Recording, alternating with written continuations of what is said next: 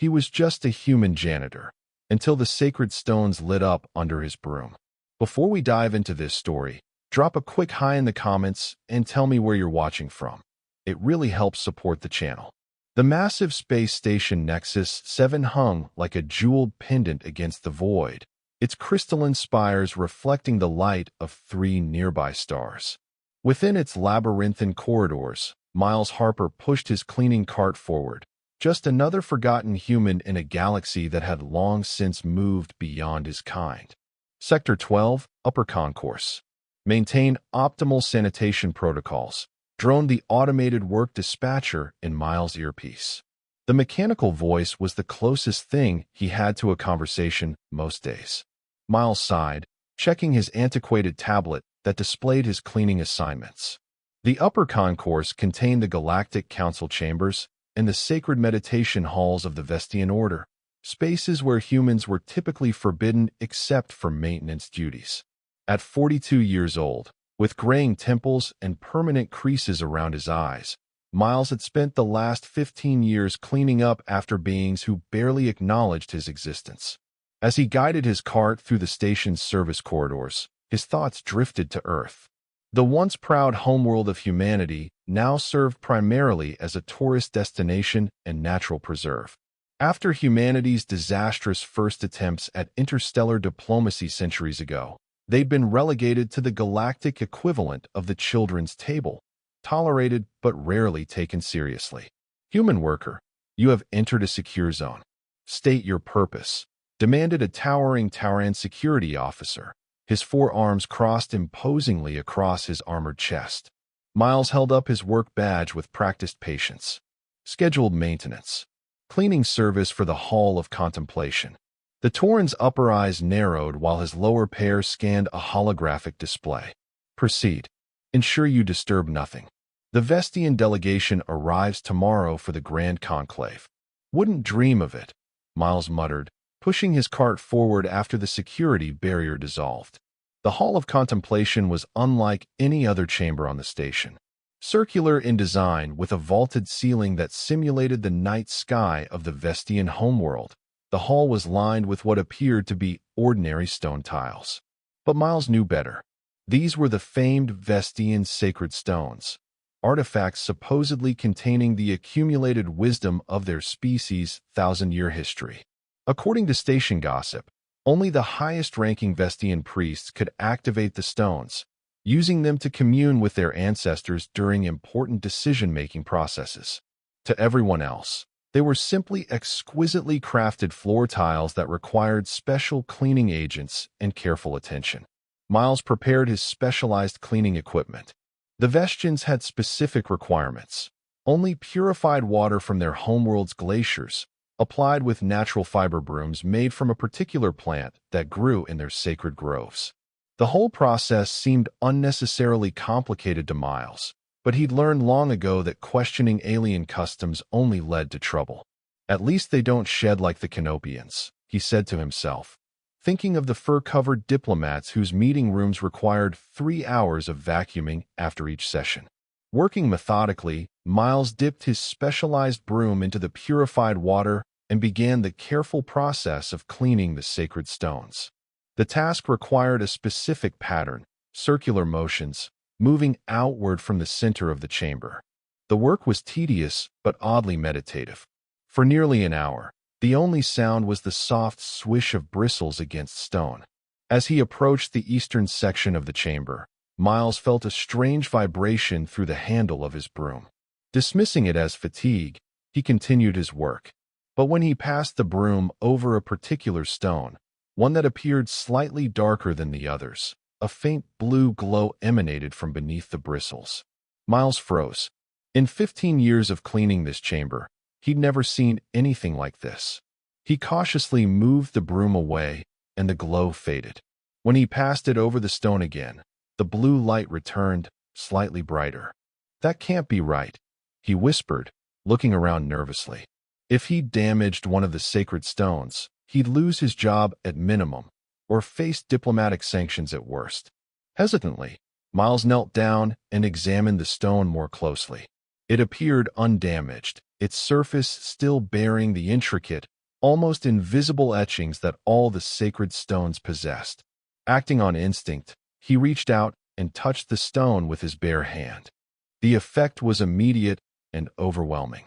The stone blazed with brilliant blue light, and every other sacred stone in the chamber began to glow in response, creating a dazzling network of luminescence across the floor. The light pulsed rhythmically, almost like a heartbeat, growing brighter with each cycle. Miles tried to pull his hand away, but found he couldn't move. A strange tingling sensation spread up his arm and throughout his body.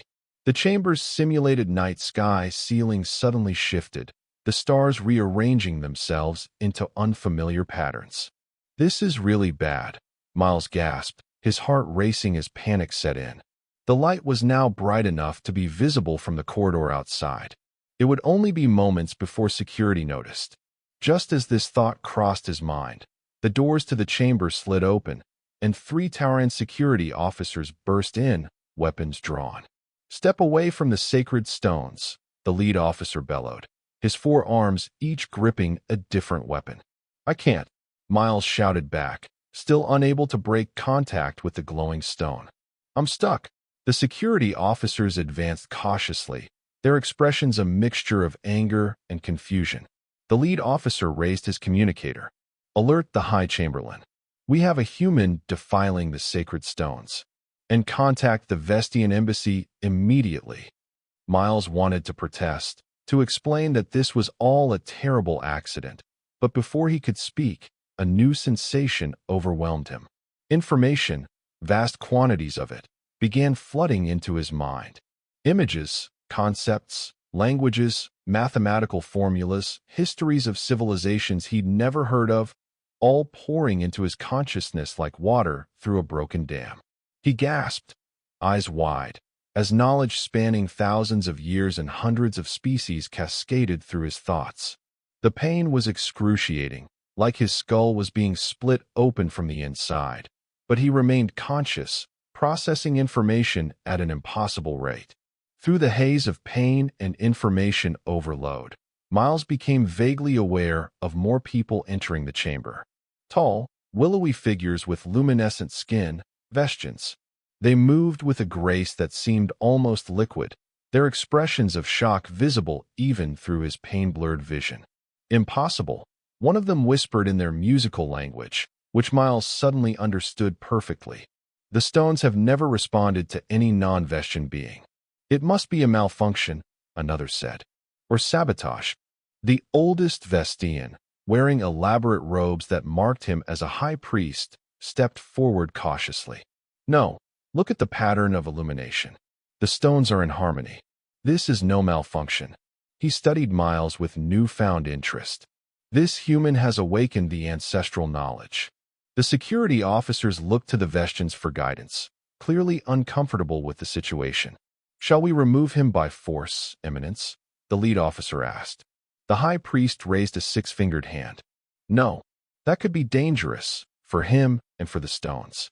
We must understand what is happening here." Just as the priest finished speaking, the light from the stones pulsed one final time, blindingly bright, then faded to a soft glow. Miles felt the connection break, and he collapsed forward, catching himself on his hands and knees, gasping for breath. The chamber fell silent except for Miles' ragged breathing. The sacred stones continued to emit a faint light, something the Vestians stared at in obvious astonishment. "The stones remain active," the high priest murmured, looking from the glowing floor to Miles with growing wonder. Even without direct contact, Miles slowly sat back on his heels, his mind reeling from the experience.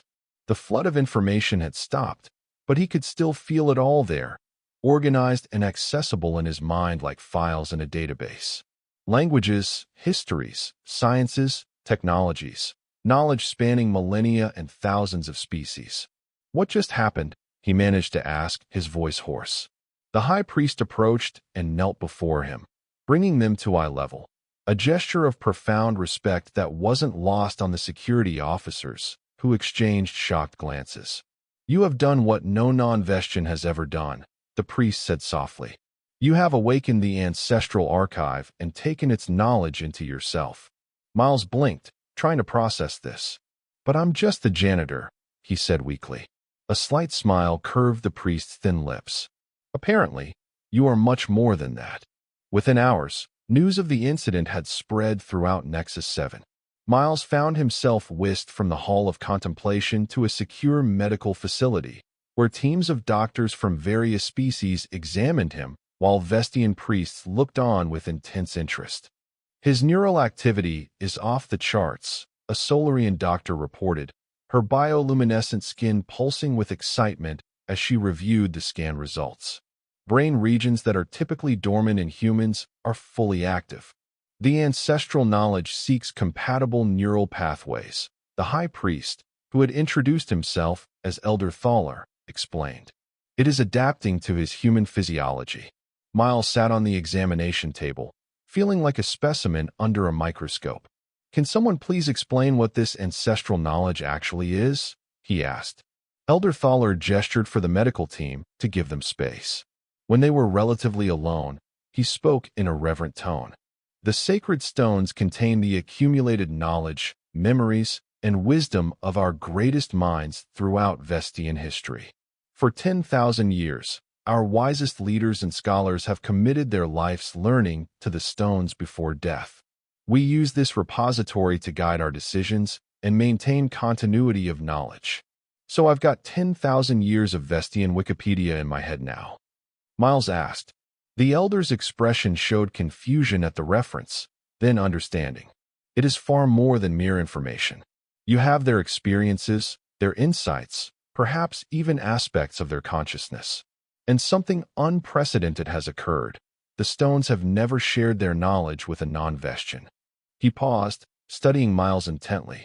There must be something unique about you. Miles laughed bitterly. I'm about as ununique as they come. I'm a human janitor on a station where humans are barely tolerated. Perhaps that is precisely what makes you unique, a new voice said. Miles turned to see a human woman entering the medical bay. She wore the formal attire of the Earth Diplomatic Corps, her posture radiating authority despite her small stature compared to the aliens around her. Ambassador Lauren Bennett. She introduced herself, extending a hand to Miles. Earth Central sent me as soon as they heard about the incident. Miles shook her hand, noting the firm grip. Miles Harper. Station maintenance. Not anymore, I think, she said with a slight smile before turning to Elder Thaler. The Galactic Council is convening an emergency session. Your presence is requested, Elder, and Mr. Harper's as well. The Elder nodded solemnly. Of course, this development requires careful consideration. As they made their way to the council chambers, Miles became increasingly aware of the stares directed his way. Aliens who would have ignored him completely yesterday now tracked his movements with expressions ranging from curiosity to outright fear. They're calling you the knowledge bearer, Ambassador Bennett said quietly as they walked. Word spreads fast on a station this size. Great, Miles muttered. Yesterday, I was invisible. Today, I'm a sideshow attraction. The ambassador gave him a sympathetic look. This could be a significant opportunity for humanity, Mr. Harper. Our standing in the galactic community has been tenuous at best since the Proxima incident. Miles nodded. Every human knew about the Proxima incident, humanity's first disastrous contact with the Tauran hegemony that had nearly led to interstellar war and resulted in severe restrictions on human expansion and technology development. I'm not sure how me accidentally triggering some alien artifacts changes anything, Miles said. The Vestian Ancestral Archive is one of the most revered and protected knowledge repositories in known space, Ambassador Bennett explained. The fact that it responded to you, a human, contradicts centuries of Vestian claims about their unique connection to the stones. It has political implications. Before Miles could respond, they arrived at the massive doors of the Galactic Council chamber. Unlike his usual entrance through service corridors, Miles was now walking through the main doors, flanked by a human ambassador and a Vestian high priest. The council chamber was a vast amphitheater, with concentric rings of seating surrounding a central speaking platform. Representatives from hundreds of species filled the seats, their combined murmuring creating a cacophony of sound that immediately hushed as Miles entered. The council arbiter, a towering meridian with crystalline skin that refracted light in dazzling patterns, called for order. This emergency session of the Galactic Council is now convened. We are here to address the unprecedented activation of the Vestian Ancestral Archive by a human maintenance worker. Miles winced at the description but kept his expression neutral as he was directed to a seat near the central platform. For the next hour, he listened as various council representatives debated the implications of what had happened. The Vestian delegation, led by a senior diplomat, seemed genuinely conflicted, torn between outrage at the breach of their sacred artifacts and fascination with the unprecedented response of the stones. Our theologians have always taught that only those with Vestian blood could commune with the ancestors, the Vestian diplomat explained. This human's ability to access the archive challenges fundamental aspects of our understanding. The Tauran representative, a heavily decorated military officer, took a more suspicious view. How do we know this wasn't an orchestrated human attempt to steal Vestian knowledge? Their history of technological espionage is well documented. Ambassador Bennett rose to respond. With respect, the human in question is a maintenance worker with no connection to Earth intelligence services. He has been employed on this station for 15 years with an exemplary record. This was clearly an unexpected phenomenon, not an espionage attempt. As the debate continued, Miles found himself drawing on the newly acquired knowledge in his mind. He began to understand the complex political relationships between the council members, the historical contexts of their arguments, even details of treaties and agreements that had never been made public to humans. When the Solarian representative suggested that Miles be taken to the Vestian homeworld for further study, a thinly veiled imprisonment, he decided he couldn't remain silent any longer. "If I may address the council," Miles said, standing before anyone could acknowledge him. The chamber fell silent, all eyes turning to him. The arbiter hesitated, then nodded. "The human may speak." Miles stepped onto the central platform, feeling strangely calm despite the hundreds of alien eyes fixed upon him. "My name is Miles Harper," he began. "Until yesterday, I was just a janitor on this station. I've spent 15 years cleaning your meeting rooms, maintaining your living quarters, and keeping your facilities operational. I've been essentially invisible to most of you." He paused, looking around the chamber. "I understand your concerns. Something unprecedented has happened, and it involves one of the most sacred artifacts in the galaxy. But I want to be clear about one thing. I didn't ask for this." Miles tapped his temple. "However, now that I have this knowledge, I'm beginning to understand things I never could have imagined. For instance, I now know that the Vestian sacred stones weren't originally Vestian at all."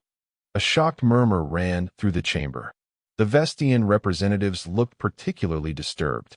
"According to the knowledge I've received, the stones were created by a species called the predecessors, who disappeared from this galaxy over 50,000 years ago. The Vestians discovered them 15,000 years ago and learned to use them, but they were never intended to be species-specific." Elder Thaler stepped forward, his expression a mixture of alarm and fascination. "How could you possibly know this? Even among our people, the origin of the stones is known only to the highest echelons of our priesthood." Miles smiled sadly. "Because your ancestors knew it, Elder. And now somehow I know it too. The stones were designed to share knowledge across species barriers. The fact that only Vestians could access them until now wasn't by design. It was a limitation, perhaps even a malfunction." The council chamber erupted in voices. The arbiter had to strike their crystalline staff against the floor 3 times to restore order. "These are extraordinary claims," the arbiter said once quiet returned. "Do you have evidence to support them?" "I can prove it," Miles said confidently. "The knowledge in my mind includes the original activation sequences for the stones, protocols that were lost even to the Vestians millennia ago. If you allow me to demonstrate, I believe I can show that the stones can be accessed by any sentient being, not just Vestians or humans." The Vestian delegation conferred hurriedly among themselves before Elder Thaler stepped forward again. The human speaks of matters known only to our highest circles, he admitted reluctantly. While we cannot confirm his claims about the predecessors without further investigation, the fact that he knows of such closely guarded secrets lends credibility to his words. The debate raged for hours after that. Some council members saw Miles as a threat to the established order, others as an opportunity to access long-lost knowledge. Through it all, Miles sat quietly, occasionally consulting with Ambassador Bennett or Elder Thaler. Finally, as the station's artificial day cycle began to wane, the council reached a decision. Miles Harper of Earth, the Arbiter announced, you will be granted diplomatic status and placed under the joint protection of Earth and Vestia. You will be permitted to demonstrate your claims regarding the sacred stones under controlled conditions.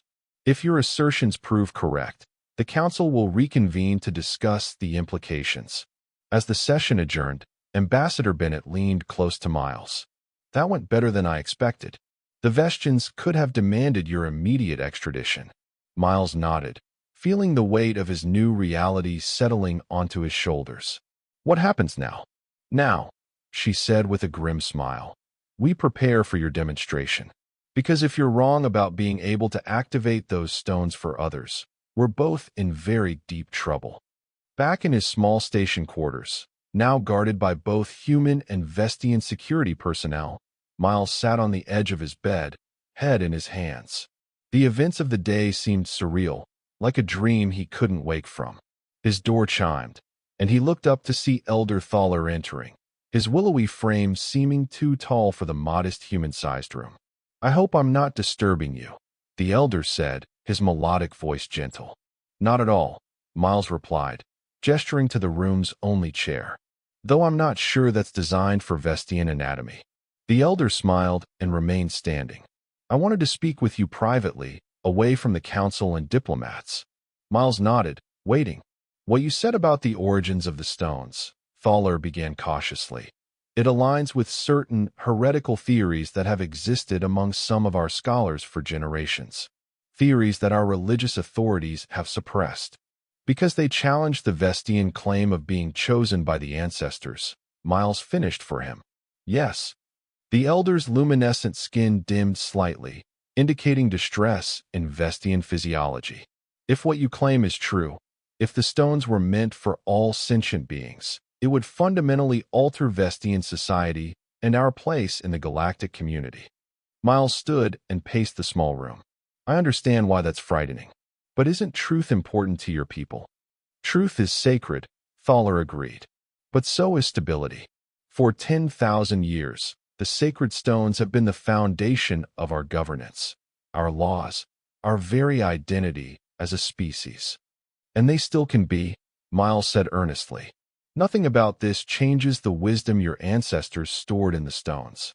It just means that wisdom was meant to be shared more widely. The Elder studied him for a long moment. You are not what I expected, Miles Harper.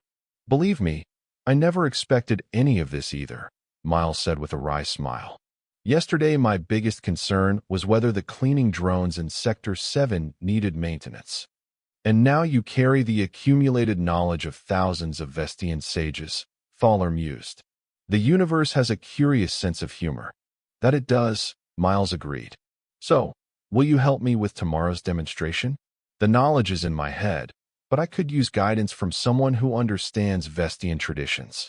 The Elder hesitated, then nodded. Yes. Whatever the outcome, this moment in history should be approached with reverence and care. He moved toward the door, then paused. One more question, if I may. What does it feel like to carry all that knowledge? Miles considered the question carefully. It's like having a vast library where I can access any book instantly. The information doesn't overwhelm me anymore. It's just there when I need it. But there's something else too. He paused, searching for words.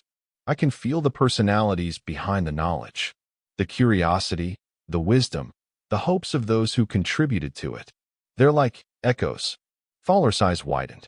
You experience the essence of the contributors? That is precisely how our high priest described communion with the ancestors. Then maybe humans and Vestians aren't so different after all, Miles suggested.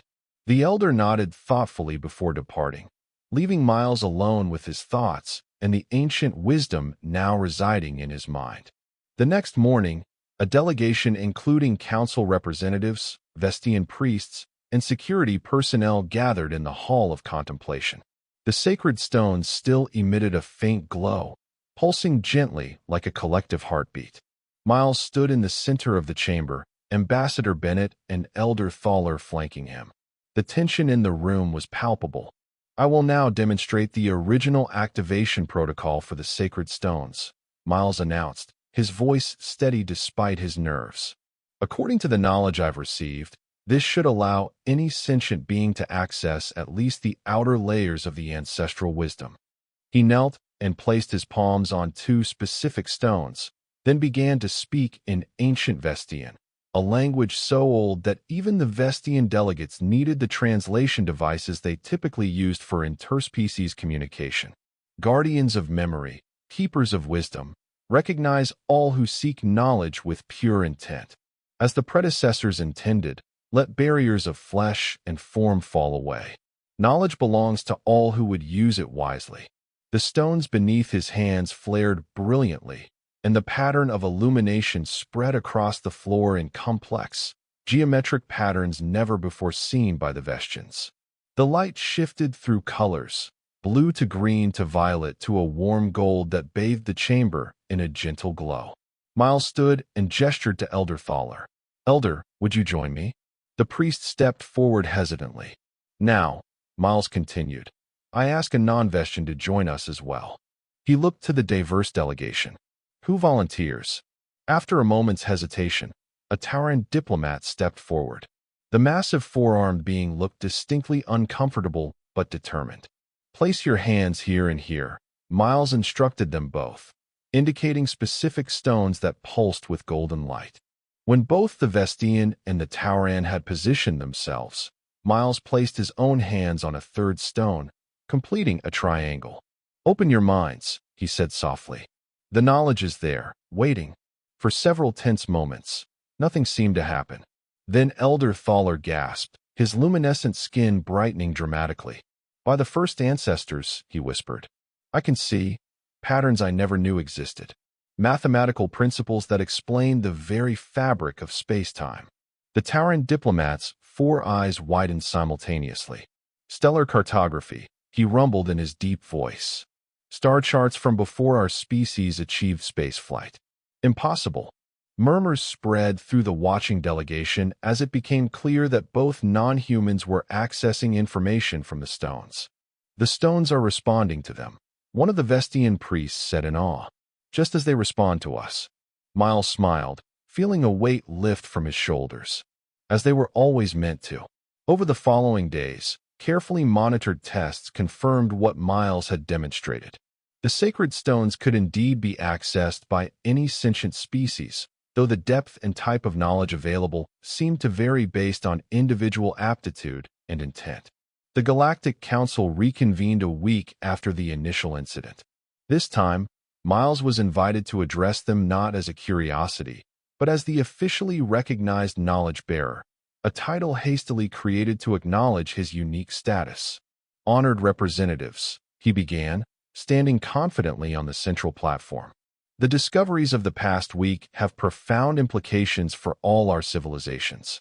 The predecessors who created these knowledge repositories did so with the intention of sharing wisdom across species barriers, across time itself." He gestured to where Elder Thaler sat with the Vestian delegation. "The Vestians have been faithful custodians of this gift for millennia, preserving it when they believed it was meant for them alone. That dedication deserves our respect and gratitude." The Vestian representatives inclined their heads in acknowledgement, seeming relieved that Miles wasn't challenging their past claims. "But now we face a new reality," Miles continued. "The ancestral knowledge was meant to be shared, and from what I've learned, the sacred stones on Nexus 7 are not unique. Similar repositories exist throughout the galaxy, waiting to be rediscovered and reactivated." This statement caused an immediate stir among the council members. The possibilities and potential disruptions were enormous. I proposed the formation of a new interspecies initiative, Miles said once the murmuring subsided. A collaborative effort to locate these knowledge repositories, study them, and share their wisdom for the benefit of all galactic citizens. The debate that followed was intense, but remarkably constructive. Even species with historical animosities found common ground in the pursuit of ancient knowledge. By the session's end, the Council had approved the formation of the predecessor Knowledge Initiative, with joint leadership shared between humans, Vestians, and 3 other major galactic powers. As the session adjourned, Ambassador Bennett approached Miles with an expression of barely contained excitement. "Do you realize what you've accomplished?" she asked. "Humanity has been fighting for equal standing in galactic affairs for centuries. You've just elevated our entire species in a single week." Miles shrugged, still uncomfortable with his new prominence. "I was just in the right place at the right time. Or the wrong place at the wrong time, depending on how you look at it. Either way," she said, "Earth Central is impressed. They're offering you an official position, special envoy to the predecessor Knowledge Initiative, with diplomatic rank and benefits to match." Miles raised his eyebrows. "That's quite a promotion from Janitor." "Well," Ambassador Bennett said with a smile, "you did clean up quite a mess." As they walked from the council chamber, Miles found Elder Thaler waiting for them. "Knowledge Bearer." The Elder greeted him formally. "The Vestian Conclave has reached a decision regarding your status. We would be honored if you would accept the title of Honorary Sage of the Ancestral Order, a position never before offered to a non-Vestian." Miles looked between the human ambassador and the Vestian elder, suddenly overwhelmed by how dramatically his life had changed. "I'm honored by both offers," he said sincerely, "but I need some time to think." Later that evening, Miles found himself back in the Hall of Contemplation, now empty except for a few Vestian acolytes who bowed respectfully as he entered. The sacred stones still glowed softly, responding to his presence. He knelt in the center of the chamber, placing one hand on the stone that had first activated for him. Immediately, he felt the connection, the vast repository of knowledge opening to him like a familiar book. But this time, he didn't seek information. Instead, he directed his thoughts inward, to the echoes of the ancient personalities whose knowledge he now carried. "I don't know if you can hear me," he thought, "or if this is just me talking to myself, but I could use some guidance. I was nobody, just a human janitor. Now I'm supposed to help guide relations between species that have been in conflict for centuries." To his surprise, he felt a response, not in words, but in impressions, emotions, flashes of insight from countless lives lived long ago.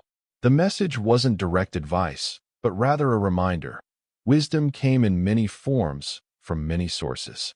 Sometimes the most important perspectives came from those who observed from the margins, who saw what others overlooked. Like a janitor, who noticed what others walked right past. Miles opened his eyes, a slow smile spreading across his face. He understood now why the stones had chosen him.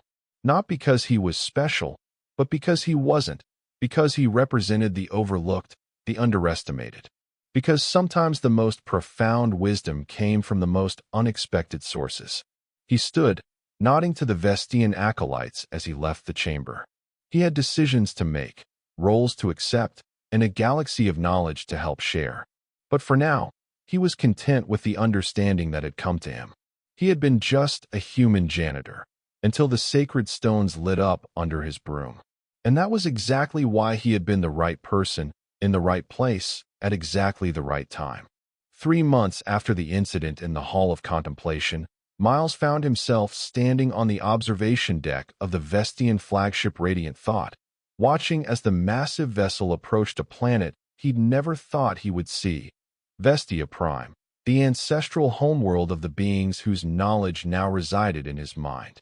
"Quite a view, isn't it?" Ambassador Bennett asked, joining him at the viewport. "Most humans never get to see this, you know. Vestian immigration protocols are notoriously strict." Miles nodded, taking in the sight of the planet below. Unlike Earth with its blues and greens, Vestia Prime shimmered in shades of amber and deep purple, its atmosphere refracting light in a way that created a perpetual golden haze around the planet. "It's beautiful," he said simply, "though I suppose I should have expected that, given what I know about Vestian aesthetics now." In the months since the sacred stones had activated for him, Miles had adjusted to his new role as both Earth's special envoy and an honorary Vestian sage. The transition from maintenance worker to diplomat hadn't been easy. He still sometimes reached for a cleaning tool when entering a new room, a habit formed over 15 years that wasn't easily broken. But the knowledge in his mind had proven invaluable, not just to the newly formed predecessor knowledge initiative, but to his personal adaptation as well.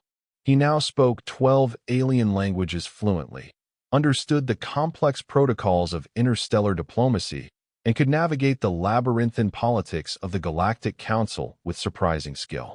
"The Vestian High Conclave is assembling for your arrival," Ambassador Bennett said, checking her datapad. "It's unprecedented. They rarely convene for off-worlders." Miles sighed. "I know. Elder Thaler made that very clear during our last communication. The pressure to perform is considerable." Bennett gave him a sympathetic look. "Second thoughts about accepting the position?" "Sometimes," Miles admitted. "I was good at being a janitor, you know. 15 years without a single complaint. This," he gestured vaguely around them. "This is different. The stakes are so much higher. That's why you're perfect for it," Bennett said firmly. "You're not a career diplomat or a political appointee. You're just a human janitor," Miles finished with a wry smile. "So everyone keeps reminding me." "I was going to say authentic," Bennett corrected him. "The Vestians value that. So do most species when it comes down to it." Their conversation was interrupted by the ship's announcement system. "Attention, all personnel. Preparing for atmospheric entry to Vestia Prime. Please secure all belongings and proceed to designated arrival stations." Miles took one last look at the golden planet before turning away from the viewport. Time to face the music. The Vestian capital city of luminous harmony spread across the landscape like an elaborate work of art. Buildings of crystal and a pearlescent material unique to Vestia rose in graceful spirals and arches, connected by elevated walkways that curved and flowed like frozen rivers. The architecture seemed to defy gravity, structures balancing on impossibly narrow bases or hanging from slender support columns that looked too delicate to bear their weight. As their diplomatic shuttle descended toward the Grand Conclave building, a massive dome structure at the city's center, Miles noted the crowds gathering in the open plazas below. News of his arrival had clearly spread, and the Vestian public was curious about the human who had connected with their sacred artifacts. "Remember, there will be a formal welcoming ceremony, then a private meeting with the High Conclave, followed by the public address," Ambassador Bennett reminded him. "Stick to the talking points we rehearsed." Miles nodded, though they both knew he had perfect recall of the diplomatic briefs thanks to the ancestral knowledge enhancement of his memory. The reminder was more about calming his nerves than refreshing his memory. The shuttle landed on a crystalline platform that shimmered with welcome lights, a high honor in Vestian culture. As the door opened, Miles took a deep breath and stepped out into the amber light of Vestia Prime. A delegation of Vestian officials awaited them, led by Elder Thaler, who had traveled ahead to prepare for their arrival. The elder stepped forward and performed the formal greeting gesture, a slow, graceful movement of all 6 fingers of both hands that symbolized the opening of mind and spirit. "Knowledge bearer Miles Harper," Thaler said, using his formal title. "Vestia welcomes you as friend, scholar, and bridge between worlds." Miles returned the gesture with the precision of someone who had practiced extensively. "Elder Thaler, I come with respect for your world and gratitude for your welcome." The formal pleasantries continued as they proceeded into the Grand Conclave building. Miles was acutely aware of the Vestians lining the route, their luminescent skin glowing with excitement or curiosity as they caught sight of him. Most had never seen a human in person before. The welcoming ceremony passed in a blur of ritual speeches and symbolic exchanges. Miles performed his part flawlessly, drawing on the ancestral knowledge to navigate the complex cultural requirements. But his mind was already on the next, more crucial meeting, his private audience with the High Conclave, the 12 most powerful Vestians in the galaxy. When the time came, Miles was escorted to a chamber deep within the Conclave building. Unlike the grand, open spaces of the public areas, this room was intimate and ancient. The walls appeared to be natural stone rather than the crystalline materials used elsewhere, and embedded within them were sacred stones similar to those on Nexus 7, glowing with a soft light that pulsed in rhythm with Miles' heartbeat. The 12 members of the High Conclave sat in a semicircle, their ceremonial robes shimmering with embedded light patterns that signified their ranks and specialties.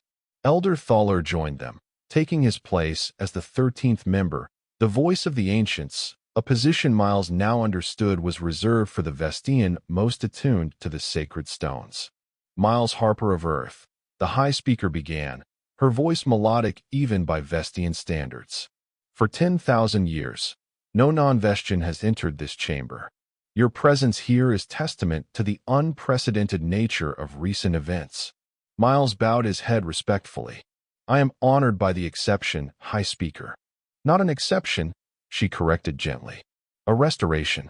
If what you have revealed is true, then this chamber was never meant to be restricted to Vestians alone.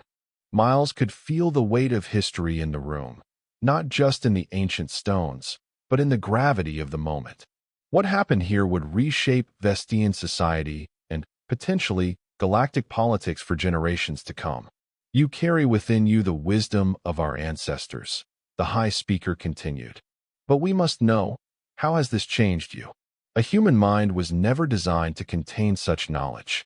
Are you still Miles Harper, or has the ancestral wisdom overwhelmed your original self? It was a profound question, and one Miles had asked himself many times over the past months. I am still myself, he said after a thoughtful pause. The knowledge is there, accessible when I need it, but it hasn't replaced who I am. In fact, I believe that's by design. The predecessors who created the sacred stones wanted them to enhance understanding, not override identity. He tapped his temple. In here, I still have memories of growing up in Seattle, of my first job repairing droids in the city center, of my decision to take the off-world maintenance contract that brought me to Nexus 7. Those experiences shape how I interpret and use the ancestral knowledge. The Conclave members exchanged glances, their skin tones shifting slightly in what Miles now recognized as silent communication. This matches our historical understanding, one of the elder Conclave members said. Our earliest records speak of the stones as wisdom amplifiers, not replacements for personal experience. Which brings us to why we have summoned you here, the High Speaker said. We face a decision unprecedented in our history. For millennia, we have believed that only Vestians could access the ancestral wisdom. This belief has shaped our governance, our diplomacy, even our spiritual practices. Elder Thaler leaned forward. What the knowledge bearer has demonstrated, what our own experiences with the stones have now confirmed, challenges the foundation of that belief. The question before us is how to proceed. If I may, Miles said carefully, the ancestral knowledge suggests that the predecessors intended these repositories to foster cooperation between species, not separation. He placed his hand on one of the stones embedded in the chamber wall. It brightened at his touch, and the other stones responded in kind, creating a network of light that spread across the walls. The predecessors believed that different species perceive reality in unique ways. Miles continued, drawing on the ancient wisdom flowing through his mind. They created the stones not just to preserve knowledge, but to share perspectives across biological and cultural boundaries. They understood that the greatest insights often come from the intersection of different viewpoints.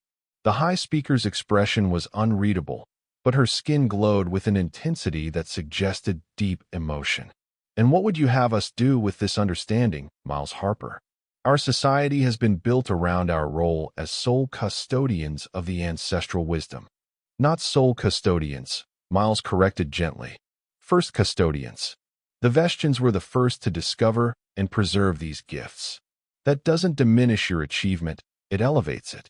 You protected this knowledge until the galaxy was ready to share it. A murmur ran through the conclave members, their skin tones shifting in complex patterns. And you believe the galaxy is ready now? The High Speaker asked. Miles considered the question seriously. Ready? Perhaps not entirely, but facing challenges that require shared wisdom more than ever. The Tauran expansionism, the Solarian energy crisis, the disputed territories in the Antares sector. These are problems that affect all spacefaring species, yet we approach them from isolated perspectives. He gestured to the glowing stones. The predecessors faced similar challenges 50,000 years ago. Their solution wasn't to elevate one species above others, but to create tools for sharing knowledge across boundaries. The High Speaker rose from her seat, approaching Miles with deliberate steps. The other conclave members watched in silence as she stood before him, studying his face. There is wisdom in your words, Miles Harper, she said finally. Wisdom that echoes what some among us have long suspected but feared to voice. If we accept this new understanding, Vestian society must change in fundamental ways. Change can be frightening, Miles acknowledged, but it can also be an opportunity. The ancestral knowledge doesn't diminish what makes Vestians unique, it highlights it. Your people were chosen as the first custodians because of your natural aptitudes for preservation and careful study. Those qualities will be even more valuable in an era of shared knowledge. The High Speaker turned to address the conclave. Members of the High Conclave, I believe we must consider a new path forward, one that honors our past while embracing a more inclusive future. The discussion that followed lasted for hours, with Miles answering questions and offering insights drawn from both the ancestral knowledge and his uniquely human perspective.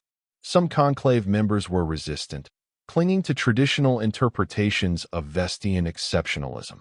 Others embraced the new understanding with surprising enthusiasm. As the debate continued, Miles found himself drawing on skills he developed not as a diplomat, but as a maintenance worker.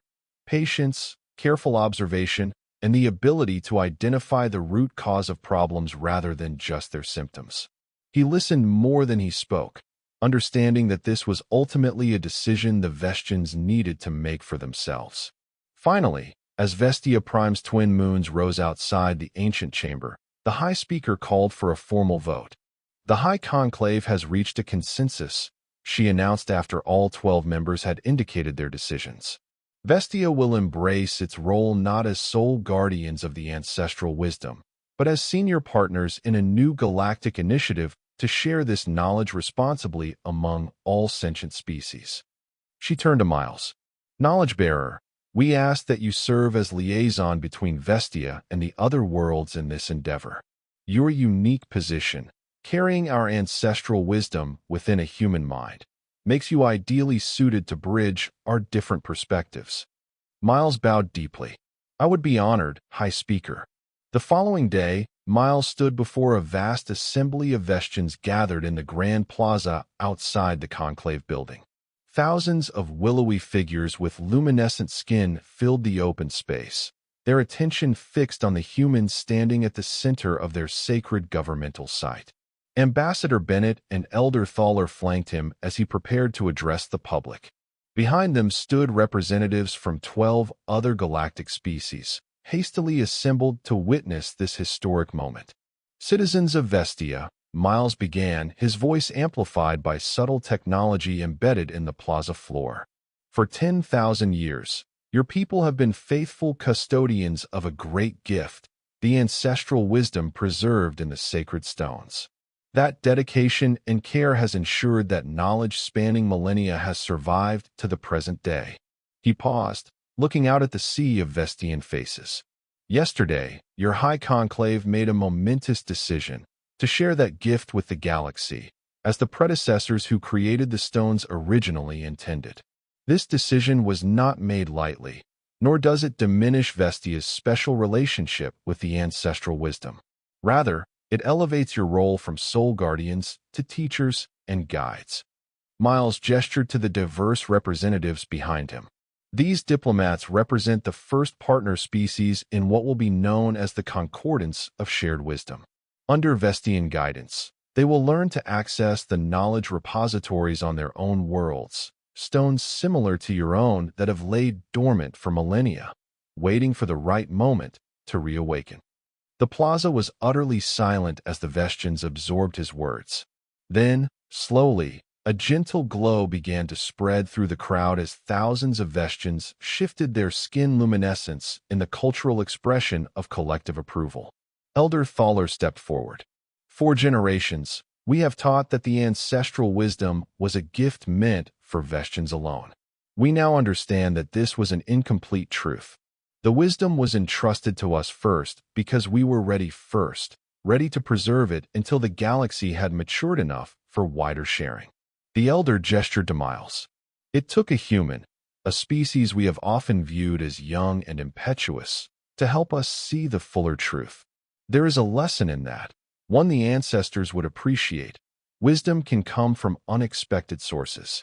The ceremony continued with formal statements from each of the partner species representatives, pledging responsible use of the ancestral knowledge and respect for Vestian guidance. The event was being broadcast throughout the galaxy, and Miles knew that billions of beings across thousands of worlds were watching this moment unfold. As the formal proceedings concluded, Miles found himself approached by a young Vestian acolyte, her skin glowing with the bright patterns of youth and enthusiasm. "Knowledge-bearer," she said hesitantly, "is it true that you were a maintenance technician before the stones awakened for you?" Miles smiled. "A janitor, actually. I cleaned floors and maintained facilities on Nexus 7 station." The young Vestian's eyes widened. "And now you carry the ancestral wisdom and speak before the High Conclave. It is inspiring. It suggests that any of us might be capable of more than we realize." "That's exactly right," Miles said warmly. "The universe doesn't always recognize our potential based on our titles or positions. Sometimes it sees something in us that we haven't yet seen in ourselves." The acolyte bowed deeply. "Thank you for this lesson, knowledge-bearer. I will remember it." As she moved away, Ambassador Bennett approached, a satisfied expression on her face. "That went well. The initial reports from Earth Central indicate positive reactions across the Galactic Council. You've accomplished in 3 months what our diplomatic corps couldn't manage in 3 centuries." Miles shrugged. "I had help." He tapped his temple, indicating the ancestral knowledge. "Don't sell yourself short," Bennett admonished. "The knowledge may have opened doors, but it's your perspective, your essential Miles Harper-ness, that's making this work. The Vestians respect you not just for what you know, but for who you are." Before Miles could respond, his communication device chimed with an urgent alert. The small holographic display showed a message from the predecessor Knowledge Initiative's newly established headquarters on Nexus 7. "What is it?" Bennett asked, noting his sudden focused expression. "The team analyzing the activation patterns of the sacred stones has found something," Miles said, scanning the message. "They've identified a recurring signal embedded in the light patterns, coordinates." "Coordinates to what?" Miles looked up, excitement building in his eyes. "To other knowledge repositories. Not just on the known worlds we expected, but on planets throughout the galaxy. Dozens of them, including several in unexplored regions." The predecessors left a map, Bennett realized, hidden in the activation patterns all along. "Not just a map," Miles said as the ancestral knowledge in his mind made connections he hadn't seen before. "An invitation. The coordinates form a specific sequence. They're meant to be visited in a particular order. It's like a pilgrimage route." Elder Thaler joined them, having overheard the conversation. "A journey of understanding, linking all the knowledge repositories into a greater whole. Our theologians have spoken of such a possibility for generations, but it was considered mythical." Miles nodded, the pieces falling into place in his mind. The predecessors didn't just leave isolated repositories. They created a network, a galactic library with branches on dozens of worlds. And if we follow the sequence correctly, we unlock knowledge beyond what any single repository contains. Thaler finished, his skin glowing with excitement. The true legacy of the predecessors. Ambassador Bennett looked between them, grasping the implications. This would require cooperation between species on an unprecedented scale. No single civilization could follow the entire route alone. The distances are too vast, the environments too diverse. Exactly, Miles said. That's the final lesson the predecessors wanted to teach us. The greatest wisdom can only be accessed through cooperation across boundaries. 2 years later, Miles stood on the bridge of the Concordance vessel Shared Wisdom, watching as the massive exploration ship approached the seventh planet in the predecessor sequence. Behind him, a crew comprised of members from 23 different species worked in harmony, each bringing unique perspectives and abilities to their shared mission. The ship itself was a marvel of cooperative engineering, Vestian navigation systems, Tauran hull design, Solarian power management, and human interface technology, all working together to create a vessel more advanced than any single species could have produced alone. Entering orbit around Target 7, announced the Meridian Navigator, her crystalline skin refracting the bridge lights. Preliminary scans matched the predecessor signature patterns. Miles nodded, feeling the familiar anticipation that came with each new discovery. The past 2 years had been a whirlwind of exploration and revelation as the Concordance followed the predecessor route from world to world, activating dormant knowledge repositories and assembling the pieces of a vast galactic puzzle. Each repository had contained unique knowledge, specialized information about everything from theoretical physics to biological engineering to philosophical concepts beyond current understanding. But more importantly, each had required different approaches to activation, forcing the diverse crew to combine their perspectives in new ways. Knowledge Bearer, the communications officer called. Incoming transmission from Nexus 7. Priority 1. Put it through, Miles instructed. The holographic display flickered to life, showing Ambassador Bennett, now Concordance Commissioner Bennett, in her office at headquarters. Miles, she said without preamble, the analysis team has completed the pattern recognition on the data from the first 6 repositories. They've confirmed your theory. The predecessors were building towards something big. Miles felt a surge of satisfaction. For months, he'd suspected that the individual repositories weren't just random collections of knowledge but components of a larger whole. What did they find, he asked. Each repository contains a piece of what appears to be a unified theory, a comprehensive framework that integrates physics, consciousness, and dimensional mathematics in ways our scientists are only beginning to comprehend. If the pattern holds, this 7th site should contain the central linking principles. Miles exchanged looks with Elder Thaler, who had become his close friend and advisor during their journey. Then we'd better get down there. Prepare the landing team. Hours later, Miles led a diverse group through an ancient structure buried beneath the surface of the 7th planet. The architecture was unmistakably predecessor in design. Geometric shapes that somehow managed to feel organic, materials that responded to presence and intent rather than physical touch.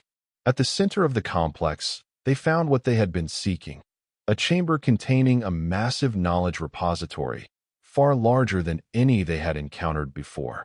Unlike the stone tiles of the Vestian artifacts, this took the form of a crystalline sphere suspended in an energy field, pulsing with internal light. It's beautiful, breathed Lyra, a young human xenoarchaeologist who had joined the expedition 6 months earlier. Her presence had been a welcome addition to the team, her fresh perspective often catching details others missed. And powerful, added Krax, the Tauran security chief. Energy readings are off the charts compared to previous repositories. Miles approached the sphere cautiously. The ancestral knowledge in his mind was practically humming with recognition, yet he sensed this was something beyond even what the Vestian ancestors had known. According to the patterns established at the previous sites, this requires a synchronized activation, he said, studying the chamber. Not just multiple beings, but multiple perspectives focused on a single concept. Elder Thaler nodded. Unity in diversity, the recurring theme of the predecessor teachings. Miles turned to the assembled team. We'll need 7 participants, one from each of the major physiological types represented in the expedition. The team quickly organized themselves. Besides Miles and Elder Thaler, they selected Krax the Tauran, Solia the Meridian, Zeth the Solarian, Nyara the Canopian, and Lyra as the second human representative. Form a circle around the sphere, Miles instructed. Focus your thoughts on the concept of connection between species, between minds, between perspectives. As they positioned themselves, Miles felt an almost electric anticipation in the air. 2 years of exploration had led to this moment. Whatever the predecessors had wanted to share, they were about to discover it. On my mark, he said. 3, 2, 1 now. 7 hands reached out simultaneously, each touching the sphere from a different angle. For a breathless moment, nothing happened. Then the sphere erupted with light, not the gentle glow of previous repositories, but a brilliant radiance that filled the chamber. Miles felt the now familiar sensation of information flowing into his mind, but with an intensity that momentarily overwhelmed him. Images, concepts, mathematics, histories, not just from the predecessors, but seemingly from countless civilizations across vast spans of time. Knowledge not just from this galaxy, but from others, suggesting the predecessors had achieved intergalactic travel or communication. But most strikingly, Miles perceived a presence, a consciousness within the data that responded to their collective touch. Were these successors identified? A voice spoke directly into their minds, bypassing language barriers. Final repository protocols initiated. The light from the sphere expanded, enveloping the 7 beings in a cocoon of radiance. Miles felt his consciousness expanding, connecting with the others in the circle in a way that transcended normal communication. He could perceive Thaler's ancient wisdom, Krax's disciplined strength, Solia's crystalline perception of reality, all flowing together into a shared understanding. The predecessors didn't disappear, Miles realized with sudden clarity. They evolved, transcended physical form to become something else entirely. Yes, the presence confirmed. What you call the predecessors were once like you, diverse beings seeking understanding. We discovered that the greatest wisdom comes not from solitary contemplation, but from the harmonious blending of different perspectives. Through the shared mental space, Miles could feel the others processing this revelation in their own ways. Shock, wonder, skepticism, awe. You've left these repositories as breadcrumbs, Lyra's mind voice observed, leading us to follow your path. Not to follow, but to create your own. The presence corrected. Each species, each civilization must find its unique approach to transcendence. We offer not a destination, but a direction. The sphere's light intensified, and Miles felt the information flow accelerating, filling his mind with concepts and technologies far beyond current galactic understanding. But unlike the overwhelming flood when he first touched the Vestian stones, this knowledge was structured, organized, designed to be integrated gradually as their civilizations developed. The final gift is choice, the presence continued. The knowledge we share can lead to wonders or horrors, depending on how it is used. We chose cooperation across boundaries. We offer the same opportunity to you. As suddenly as it had begun, the immersive experience ended. The sphere's light receded, though it continued to pulse gently in the center of the chamber. The 7 representatives found themselves standing in the circle, physically unchanged but mentally transformed. Miles looked around at his companions, seeing in their eyes the same mixture of awe and determination that he felt. They had been given not just knowledge but purpose, a vision of what could be achieved through genuine cooperation. Did everyone? He began. Yes, Elder Thaler said, his skin glowing with complex patterns Miles had never seen before. We all experienced it. The predecessor legacy. Not just technology, Krax rumbled, his 4 arms spread in a gesture of openness unusual for the typically reserved Tauran. A path forward. Together. In the days that followed, the team worked tirelessly to document and begin processing the vast repository of knowledge they had accessed. The information was too extensive to be fully understood in a single lifetime, or even in a single generation. But the framework was clear, a roadmap for cooperative development that could transform life throughout the galaxy. As the Concordance vessel prepared to return to Nexus 7 with their findings, Miles found himself standing alone in the ship's observation lounge, watching the stars.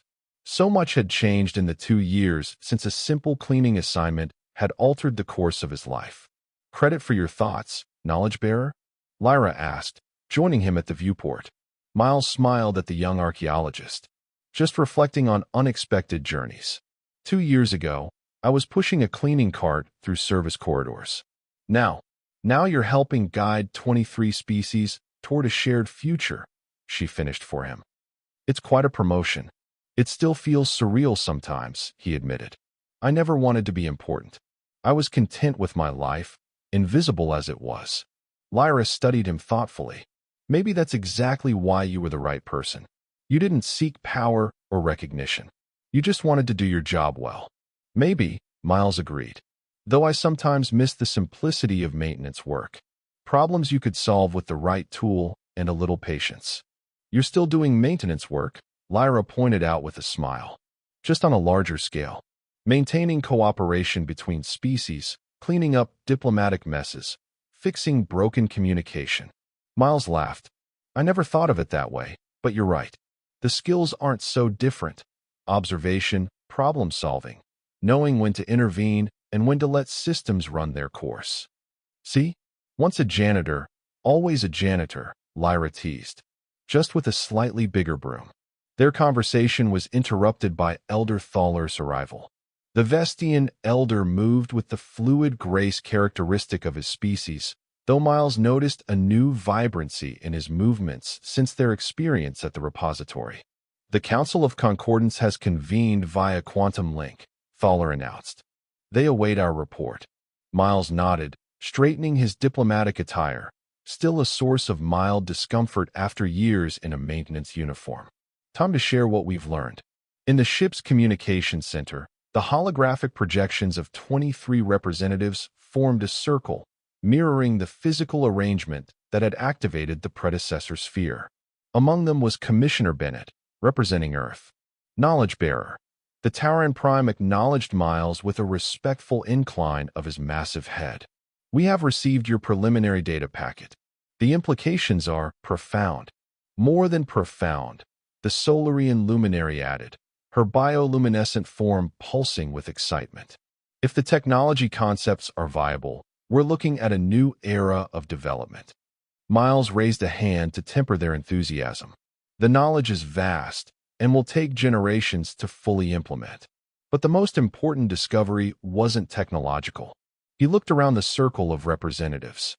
The predecessors achieved what they did because they learned to truly cooperate across biological and cultural boundaries. Not just diplomatic alliances or trade agreements, but genuine synthesis of different perspectives. "Like the Concordance," suggested the Vestian High Speaker. "A beginning," Miles agreed. But they went further.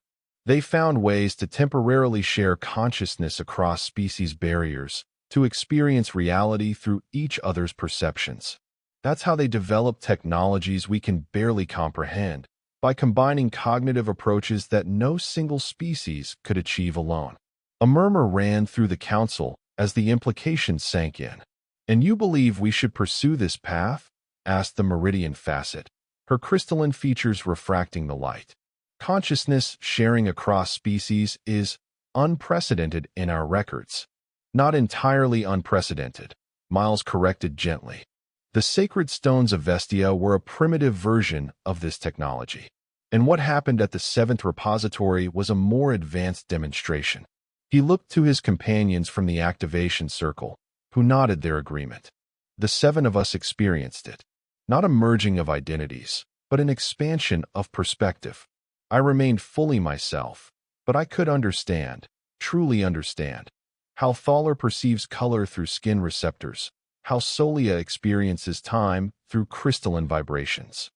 Commissioner Bennett leaned forward, her expression thoughtful. "This would require a level of trust between species that has never existed in the galaxy." Exactly, Miles said. That's the challenge the predecessors are setting before us. Not just to use their knowledge, but to grow beyond our current limitations, together. The discussion continued for hours as the council grappled with the implications. Some representatives were enthusiastic, others cautious, a few openly skeptical. But all recognized that the discovery had changed the galactic landscape irrevocably. Finally, the Tauran Prime spoke again. Knowledge-bearer Harper, Elder Thaler, and all who participated in the activation, you have brought us to a crossroads. The path forward will not be easy, but the potential rewards are undeniable. He raised all four of his massive arms in a formal gesture. The Council of Concordance hereby establishes the Predecessor Integration Initiative, dedicated to the responsible study and implementation of the knowledge you have discovered. We ask that you continue to guide this effort. Miles looked to his companions, receiving nods of agreement, before turning back to the Council. We accept, with one condition. Name it, the Prime responded. That membership in the initiative be open to all sentient species, regardless of their current technological development or political standing. The predecessor's message was one of inclusive cooperation. We should honor that. The council members exchanged glances, and Miles could see some hesitation. Opening advanced knowledge to less developed species carried risks. But after a brief consultation, the Prime nodded. Agreed, with appropriate safeguards. The initiative will be open to all who commit to the principles of responsible cooperation. As the meeting concluded and the holographic representatives faded, Miles felt a sense of completion. The journey that had begun with a simple cleaning assignment had led to this moment, a new direction for galactic civilization. 5 years after the discovery at the 7th Repository, Miles stood on the platform of the newly constructed Concordance Academy on Earth, preparing to address the first graduating class. The massive complex, built with technologies derived from the predecessor knowledge, represented a new era in interspecies education and cooperation. Behind him sat row upon row of graduates, young beings from over 40 different species who had spent years learning not just academic subjects, but how to truly understand each other's perspectives. They had used modified versions of the consciousness-sharing technology, experienced each other's perceptual frameworks, and developed ways of thinking that transcended their individual biological limitations. As Miles looked out at their expectant faces, he felt a surge of pride and hope. This was the real legacy of his unexpected journey, not the knowledge itself, but what these young beings would do with it. Graduates of the first Concordance class, he began, his voice carrying easily through the vast auditorium. 5 years ago, when we discovered the predecessor legacy, we faced a choice: to treat it as merely a technological windfall or to embrace the deeper challenge it represented. He gestured to the diverse assembly before him. You have chosen the more difficult path. You have not just studied together. You have learned to see through each other's eyes, to think with each other's minds. That shared perspective is the true gift of the predecessors. Miles paused, looking to where Elder Thaler sat among the distinguished guests. The Vestian elder nodded encouragingly. When the sacred stones first lit up under my broom, Miles continued, I was just a human janitor, overlooked, underestimated, invisible to the powers that shaped the galaxy. My story could have ended there, with a disciplinary note for disrupting alien artifacts. A ripple of laughter ran through the audience. Instead, it became a reminder that wisdom and potential can be found in unexpected places. That lesson applies not just to individuals, but to entire species. Every civilization, regardless of its technological development or political influence, has unique perspectives to contribute. Miles gestured to the academy around them. This institution stands as a testament to that belief. Here, the traditional hierarchies of galactic politics are set aside in favor of genuine exchange and growth. He looked out at the graduates, making eye contact with as many as possible. As you leave these halls and return to your homeworlds, you carry with you not just knowledge but a new way of being. You are the pioneers of a collaborative consciousness that transcends biological boundaries, while preserving individual identity. Miles smiled, remembering his own journey. Some of you will become leaders, others researchers, still others artists or teachers. But whatever path you choose, remember that your greatest strength lies not in what makes you exceptional as individuals, but in your capacity to connect with and understand perspectives different from your own. He stepped back from the podium, feeling that his message had been delivered. But before he could conclude, a voice called out from the audience. "Knowledge bearer," a young Tauran student asked, standing to his full impressive height. "Before we graduate, many of us have wondered, do you ever miss your old life? Do you regret the day the stones lit up under your broom?" Miles smiled, considering the question thoughtfully. "I won't pretend there haven't been moments of doubt. The simplicity of my former life had its own kind of peace. But regret? No." He gazed across the sea of diverse faces. "What I've witnessed in these 5 years, 40 species learning to truly understand each other, technologies advancing at unprecedented rates because of shared perspective, conflicts resolving through genuine empathy rather than force. These outcomes are worth whatever personal comfort I might have sacrificed." Miles gestured to the Academy's central spire, where a replica of the predecessor sphere pulsed with gentle light. "Besides, I never really stopped being a janitor. I still spend my days maintaining systems, cleaning up messes, and making sure things run smoothly, just on a galactic scale now." Laughter rippled through the audience. "The greatest lesson I've learned," Miles continued, "is that there are no ordinary beings. That maintenance worker you pass without noticing, that clerk processing your documents, that server bringing your meal, each carries unique perspectives that might one day transform our understanding of the universe." He smiled at the Tauran student. "So no, I don't regret it. Not for a moment."